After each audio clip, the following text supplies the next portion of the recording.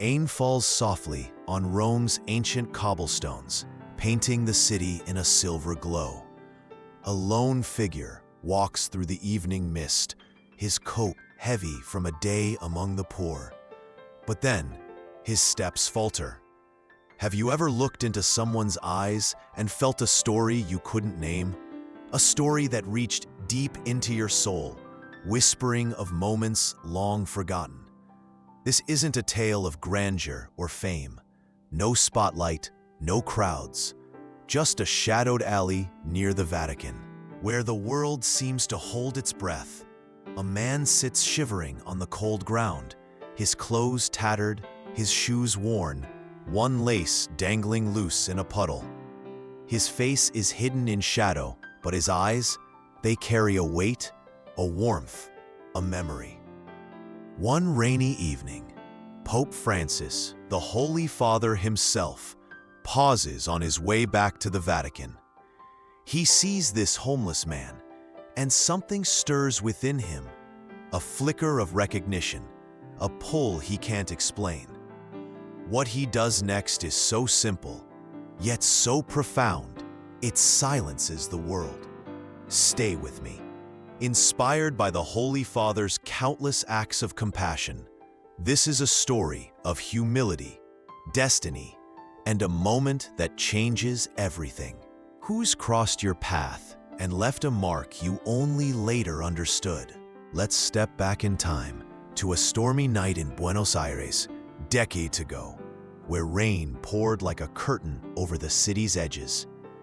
Long before he was Pope Francis, Jorge Mario Bergoglio was a young priest, just shy of 30, his heart caught in a storm of its own. The priesthood was his calling, but doubt had crept in, heavy and unyielding. He'd spent years studying theology, praying in quiet chapels, serving the poor in Argentina's slums. Yet a voice whispered he wasn't enough. Not wise enough. Not strong enough, not holy enough. His faith flickered, his purpose blurred. Was he even meant for this path? One cold, rainy evening, Jorge wandered the city's outskirts, his cassock soaked, his shoes sinking into the mud. He was on the verge of giving up, ready to abandon the priesthood, to walk away from the life he'd chosen. The streets were empty, the air thick with the smell of wet earth and distant wood smoke. In the dim glow of a flickering street lamp, he saw a figure, an old man, his clothes patched, his face lined with years of struggle. His hair was matted, his hands rough, but his eyes held a warmth that cut through the chill. "Young man," he said, his voice rough but steady, "you'll catch your death out here." Jorge hesitated, but the man's kindness was a lifeline. He followed him to a makeshift shelter, a lean-to of tin and cardboard, its roof barely holding against the rain.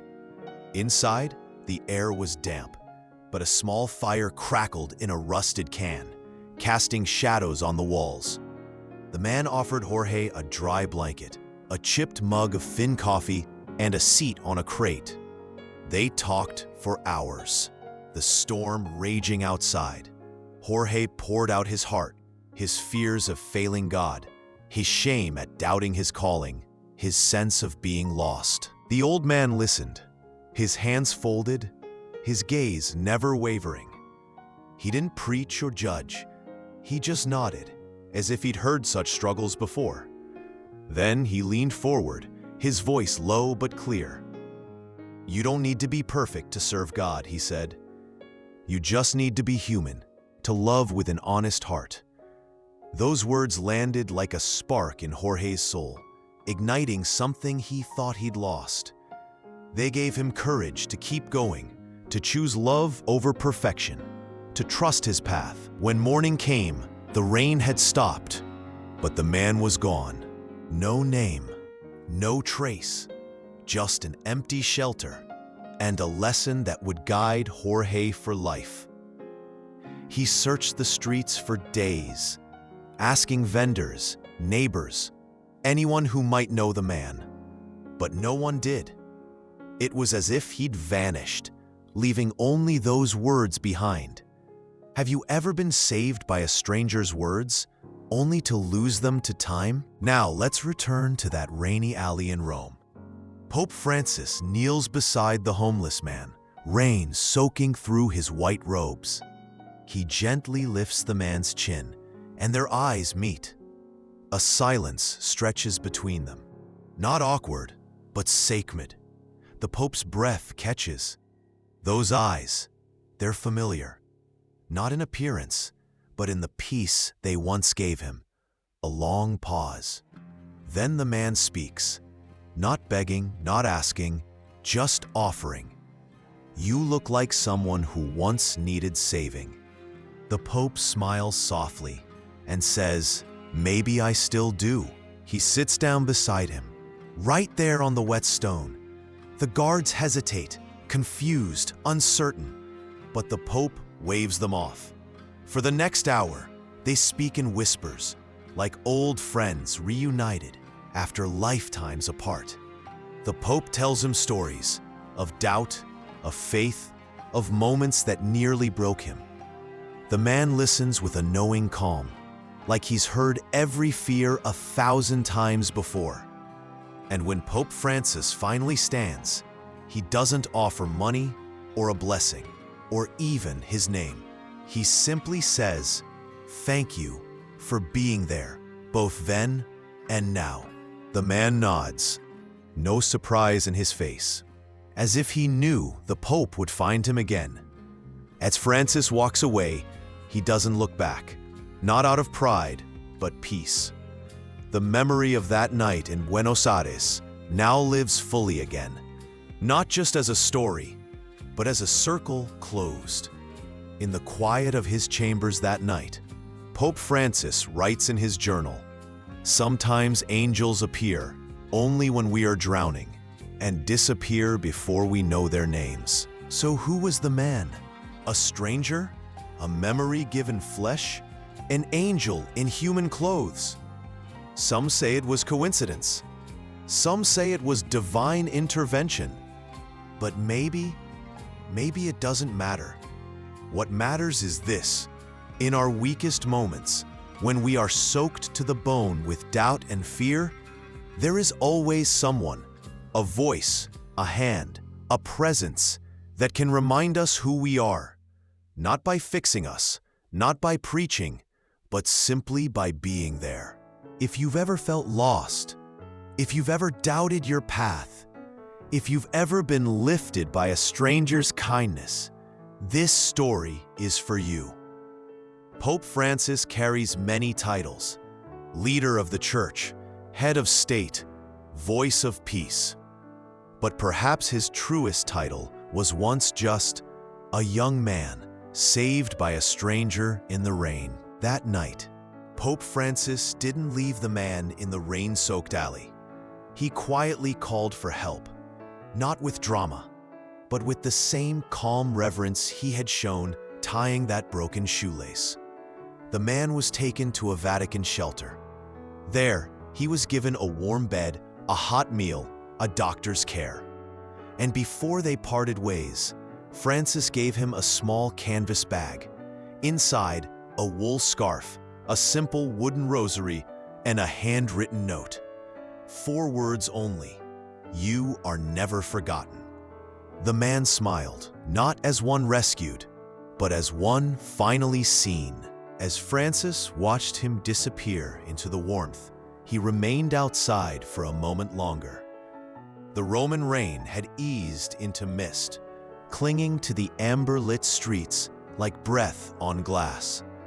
He closed his eyes and whispered a prayer, not for himself, but for that man, and for all the quiet souls who save us without ever knowing.